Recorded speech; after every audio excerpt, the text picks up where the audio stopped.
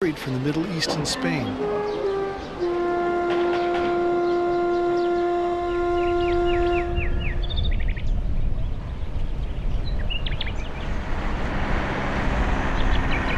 A short distance from Fez, the ruins of Volubilis attest to the Roman culture that thrived in Morocco in the pre-Arab era.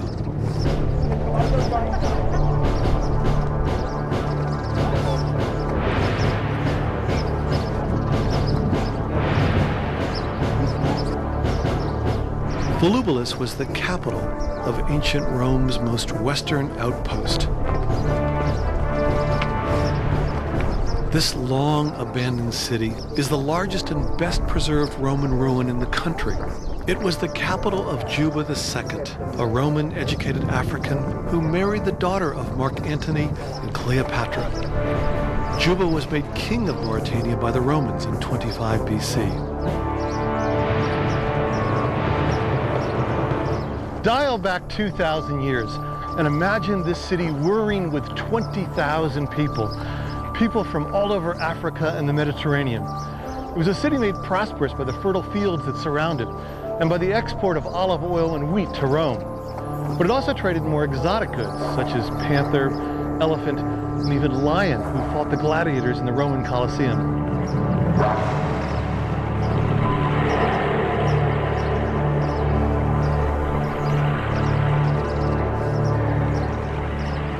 It is been for 2,000 years. You have a symbol here, the Gordian knot. Oh, that's the Gordian knot. And if you don't mind having a look right there. Excavations have revealed well-preserved remnants of daily life, such as this mosaic of Dionysus and the four seasons that covered the floor of one well-to-do family. Teams of French and Moroccan archaeologists continue to make discoveries as they sift through this site. So this is the main road right here. This is the main road called in Latin Decumanus Maximus. It's like the Appian Way. Mm-hmm. So, and it goes south to Africa, and then it goes north to Tangier. To Tangier, yeah. To the port, and that's where they would take everything to Rome. Yeah, to Tangier. Ex-Tingis. In Roman time, it's called Tingis. Uh-huh. Tangier, Morocco, is a one-time city of sin. Spreads its arms along the Straits of Gibraltar, where the brazen blue of the Mediterranean meets the steel of the Atlantic.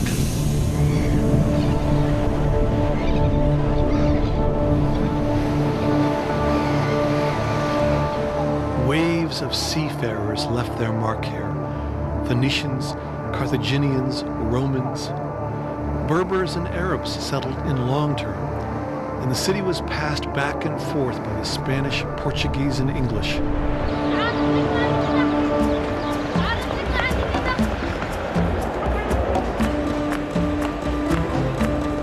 Tangier was once considered among the most deliciously decadent cities in the world. It was the infamous interzone in William Burroughs' classic book, Naked Lunch. And it was a place where you could pick up almost anything you wanted, and perhaps a few things you didn't want. Once a safe haven for spies and other people of intrigue and dubious means, Tangier has always been an intersection of familiar cultures with tempting, unknown other worlds.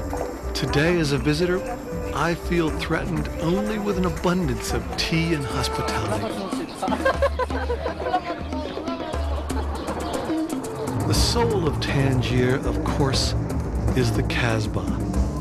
Set atop the town's highest coastal point, it's been the city's military and political center since Roman times. Views reach over the Straits of Gibraltar and across to Spain. Here, it's possible to see two continents at once.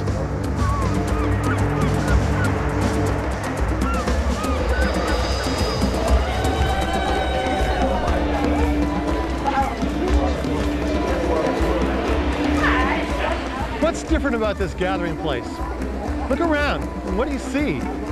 Or what do you not see? There are no cell phones, PDAs, Blackberries, or laptops. People come here to actually meet, to engage, and to exchange in conversation and real ideas. It could be said that we in the West are now, more than ever before, building electronic walls with our devices, employing screens that screen out strangers. Yes, they reinforce family and friends. We can chat and text and Twitter more than ever. Yet we are blocking the chance encounters, the random meetings, and with them the brushes against novel and unfamiliar perspectives, insights and notions. Morocco was and is different, and its Casbahs disarm all who enter. Our traditions, our culture, our living culture, our authenticity is as strong as the modernity we need to have in terms of development in our country. And this mix between the two, authenticity, cultures, warmness, and modernity could live together. And that's what makes us also a nation with a population that is very open to receiving visitors and receiving new guests and sharing with these guests our way of life.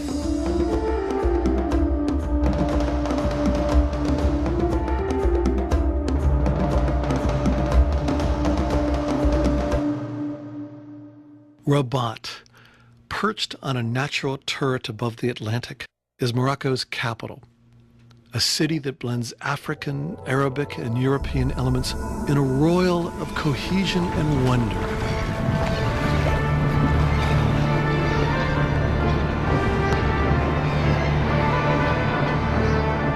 Rabat is a city of gardens, embassies, and government offices. When Arab rulers took over the city, they built a fortified Casbah that they called a ribat, which is where the city got its name. Europe didn't pay much attention to this region until the 17th century, when it became an independent republic known as Beau-Regreg. It was formed by Andalusian refugees expelled by the Inquisition and enjoyed a certain rogue reputation. Bands of pirates began to materialize on these shores, plaguing the North African coast and plundering European ships.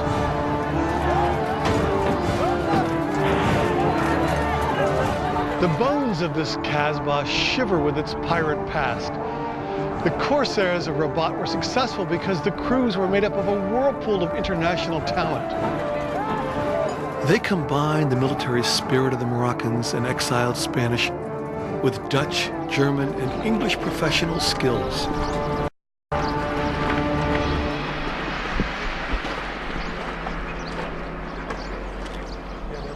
The paradox of the Casbah is that it is in many ways a fortress designed to keep certain peoples outside its walls. Yet it is also a place for gathering, for travelers and traders, and as such a locus for the exchange of new ideas and different ways of thinking. But in a way it makes sense. It is when a people feel safe and secure that they become open and receptive to different cultures and mores. It is a sheltering sky where bigotry and prejudice melt away. It is the sanctuary milieu that nurtures identity, tolerance, and evolution of thought.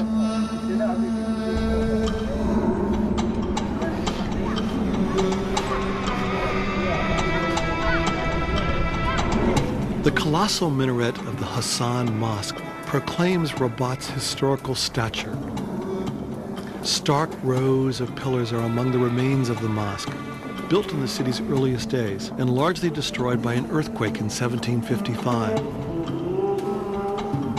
Opposite the minaret, hundreds of Moroccans each day pay homage to the mausoleum of Mohammed V, the Moroccan king who negotiated the country's independence from France in 1956.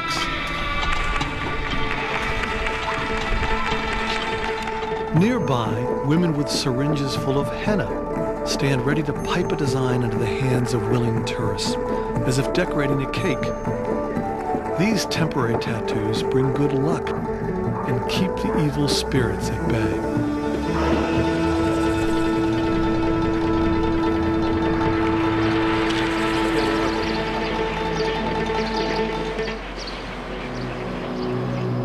My last stop is Casablanca, a city that seizes the soul, a quantum center of industry and commerce, a Tajin of savory taste and pleasures.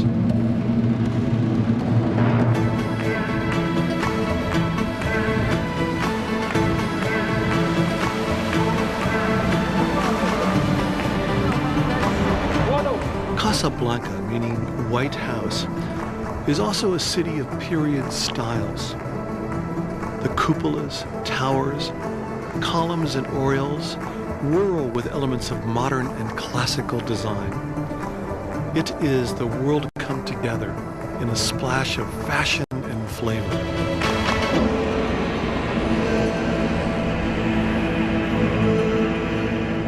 Like so much in Morocco, even the religious architecture is a fusion of forms, styles, concepts, and technologies. The Hassan II Mosque, the largest in Africa, was designed by a Frenchman and incorporates elements from all over the world.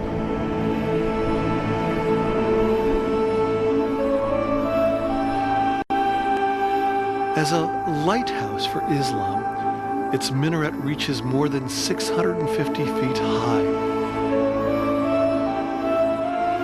Construction began in 1989 in honor of King Hassan II's 60th birthday. Built 2/3 over the sea, it cost $750 million to construct and was created entirely by Moroccan workers using local building materials including cedar, marble, carved stucco, and glazed tile. The mosque is said in part to express the desire of Muslims to have the call to worship heard by all humankind in its full magnificence, gratitude, and passion.